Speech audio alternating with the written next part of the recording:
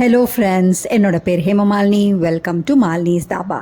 இன்றைக்கி நம்ம சேனலில் ஆந்திரா ஸ்டைலில் நல்ல காரசாரமான கார சட்னி, நல்ல சுட சுட மல்லிப்பூ மாதிரி இட்லியில், அதே நேரத்தில் செட் தோசை, ஸ்பாஞ்ச் தோசையில் வச்சு சாப்பிட்றதுக்கு பிரமாதமாக இருக்கும். ட்ரை பண்ணி பாருங்கள். வீடியோவுக்கு போகிறதுக்கு முதல்ல இது வரைக்கும் நம்ம சேனலை சப்ஸ்கிரைப் பண்ணாமல் இருந்தால் மறக்காமல் சப்ஸ்கிரைப் பண்ணி வச்சுட்டு பக்கத்தில் இருக்க பெல் பட்டனை ப்ரெஸ் பண்ணி வச்சுக்கோங்க. கார சட்னி செய்கிறதுக்கு ஒரு பேன் ஒன்று அடுப்பில் வச்சுருக்கேன். இதில் 1 டீஸ்பூன் அளவுக்கு உளுந்து, 1 டீஸ்பூன் கடலைப்பருப்பு, 1 டீஸ்பூன் மல்லி, 2 டீஸ்பூன் அளவுக்கு வேர்க்கடலை சேர்த்துக்கோங்க. எல்லாத்தையும் சேர்த்து லோ ஃப்ளேமில் வச்சு 4-5 நிமிஷம் நல்லா வறுத்துக்கோங்க. கருகாமல் பார்த்துக்கோங்க.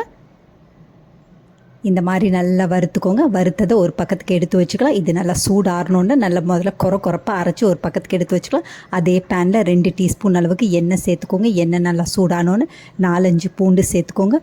3 காஷ்மீரி மிளகாய் கலருக்காக சேர்க்குறது, 4 காஞ்ச மிளகாய் சேர்த்துக்கோங்க. இது எல்லாத்தையும் சேர்த்து ஒரே ஒரு நிமிஷம் நல்லா வதக்கி விட்டுக்கோங்க. இந்த அளவுக்கு நல்லா பொரிஞ்ச உடனே இதில் ஒரு பெரிய வெங்காயத்தை நல்லா நீட்டாக வெட்டி வச்சுருக்கேன், அதை சேர்த்துக்கலாம். அதோட வெங்காயம் வதங்குறதுக்கும் சட்னிக்கும் தேவையான அளவு 1 டீஸ்பூன் அளவுக்கு கல் உப்பாக சேர்த்துக்கோங்க. சேர்த்துட்டு 2 நிமிஷம் கைவிடாமல் நல்லா வதக்கி விட்டுக்கோங்க. வெங்காயம் இந்த அளவுக்கு நல்லா வதங்கினோன்னு ஒரு பெரிய சைஸ் தக்காளியை ரஃப்பாக சாப் பண்ணி வச்சுருக்கேன், அதை இப்போ சேர்த்துக்கலாம். அதையும் சேர்த்துட்டு கொஞ்சமாக சின்ன துண்டு அளவுக்கு புளி சேர்த்துக்கோங்க.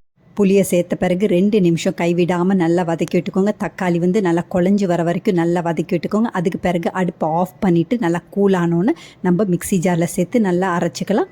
இப்போ பாருங்கள், நம்ம பருப்பு வகைகள்லாம் முதல்ல நல்லா வறுத்துருந்தோம். அந்த பருப்பு வகைகளை மிக்ஸி ஜாரில் சேர்த்து முதல்ல நல்லா குறப்பாக அரைச்சிக்கோங்க. அதுக்கு பிறகு தக்காளியை சேர்த்து அரைச்சிக்கலாம். 2த்தையும் ஒன்றா சேர்த்து அரைக்கும் போது தக்காளி அரைப்பட்டும், பருப்பு வகைகள் அரைப்படாமல் இருக்கும். அதனால் முதல்ல இதை அரைச்சிட்டு அதுக்கு பிறகு தக்காளியை அரைச்சி ஒரு பக்கத்துக்கு எடுத்து வச்சுக்கலாம். கொஞ்சமாக தண்ணி ஊற்றி இந்த மாதிரி நல்லா பதமாக ஆட்டி வச்சுருக்கேன். இதை ஒரு பாத்திரத்துக்கு மாற்றி வச்சுக்கலாம். இதுக்கு ஒரு தாளிப்பு ஒன்று கொடுத்துடணும். அதுக்கு நான் இரும்பு பேன் அடுப்பில் வச்சுருக்கேன். நல்லா சூடானோன்னு 2 டேபிள் ஸ்பூன் அளவுக்கு நல்லெண்ணெய் சேர்த்துக்கோங்க. நல்லெண்ணெயில் தாளித்தா தான் டேஸ்ட் ரொம்ப நல்லாயிருக்கும். இது கார சட்னினால் கண்டிப்பாக நல்லெண்ணெயில் தான் தாளிக்கணும். நல்லெண்ணெய் நல்லா சூடானோன்னு 1 டீஸ்பூன் கடுகு, 1 டீஸ்பூன் உளுந்து, கொஞ்சமாக கருவேப்பிலை, இதெல்லாம் நல்லா பொரிஞ்சோடனே 2 காஞ்ச மிளகாவை நல்லா கிள்ளி போட்டு சேர்த்துக்கோங்க. அதுவும் நல்லா பொரிஞ்சோடனே இந்த மாதிரி நல்லா பொரிஞ்சோடனே இப்போ நம்ம தாளித்த பொருட்களை சட்னியில் சேர்த்துக்கலாம்.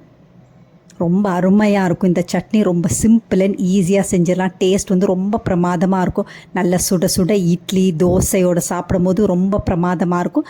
ட்ரை பண்ணி பாருங்கள். இந்த ஆந்திரா சட்னியை நீங்கள் ஒரு தடவை செஞ்சிங்கன்னா கார சட்னியை அடிக்கடி செய்ய ஆரம்பிச்சிடுங்க. அந்த அளவுக்கு டேஸ்ட் ரொம்ப நல்லாயிருக்கும். பொதுவாக நம்ம செய்கிற கார சட்னியை விட இந்த ஆந்திரா ஸ்டைல் கார சட்னி ரொம்ப டிஃப்ரெண்ட்டாகவும் இருக்கும். டேஸ்ட் ரொம்ப பிரமாதமாக இருக்கும். ஏன்னா இதில் வேர்க்கடலை அதே நேரத்தில் கொத்தமல்லி சேர்த்து நல்லா வறுத்துட்டு நம்ம கிரைண்ட் பண்ணியிருக்கோம். அதனால் டேஸ்ட் ரொம்ப டிஃப்ரெண்ட்டாக இருக்கும். ட்ரை பண்ணி பாருங்கள். இதை சுட சுட இட்லி தோசையோடு வச்சு சாப்பிடும்போது ரொம்ப பிரமாதமாக இருக்கும். இதே மாதிரி அளவுகளோடு நீங்களும் இந்த ஆந்திரா ஸ்டைல் கார சட்னியை செஞ்சு பார்த்துட்டு எப்படி இருக்குன்னு கமெண்ட் பண்ணுங்கள். பிடிச்சிருந்தா இந்த ரெசிபியை உங்கள் ஃபேமிலி ஃப்ரெண்ட்ஸோட ஷேர் பண்ணுங்கள், லைக் பண்ணுங்கள், சேவ் பண்ணி வச்சுக்கோங்க. இந்த மாதிரி டிஃப்ரெண்ட்டான ரெசிபீஸ் வேணும்னாலும் மறக்காமல் நம்ம சேனலை சப்ஸ்கிரைப் பண்ணி வச்சுக்கோங்க. தேங்க்ஸ் ஃபார் வாட்சிங் ஃப்ரெண்ட்ஸ்.